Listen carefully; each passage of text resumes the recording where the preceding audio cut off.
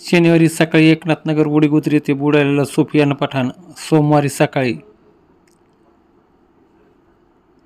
खालापूर येथील कॅनलमध्ये आढळला.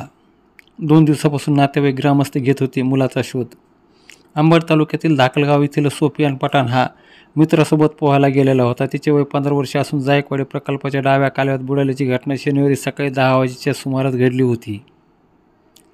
सुफियान मुजीब पठाण असे डाव्या कालव्यात बुडालेल्या मुलाचे नाव होते. या घटनेनंतर नातेवाईक ग्रामस्थांनी त्याचा शनिवारपासून शोध सुरू केला होता. शनिवारी रात्री उशिरापर्यंत करंजळापर्यंत त्यांनी पूर्ण कॅनल चेक केला.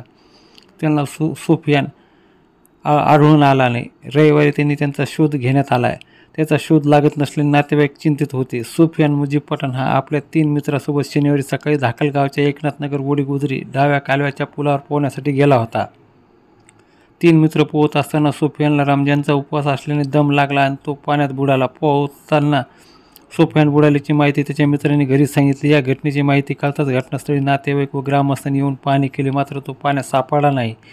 डाव्या कालव्यातील पाणी भरपूर वाहत असल्याने तो लांब बुडत गेला असल्याचे नागरिकांनी सांगितले. धाकलगाव येथील नागरिक त्याचा शोध घेत होते. रविवारी त्याचा शोध घेण्यात आला, परंतु तो पाण्यात बुडाला असल्याने त्याचा काही शोध लागत नव्हता. सोमवारी सकाळी 10 वाजता खालापूर येथील कॅनलच्या गेटमध्ये तो नागरिकाला दिसला.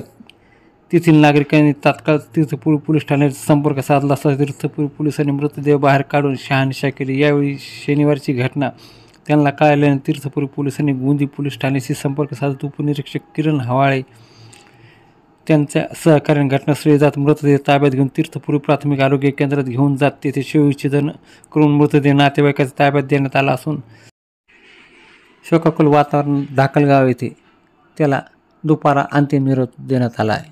ही माहिती गोंदी पोलिसांनी आज दिनांक 10 मार्च रोजी दुपारी 4 वाजता दिली आहे.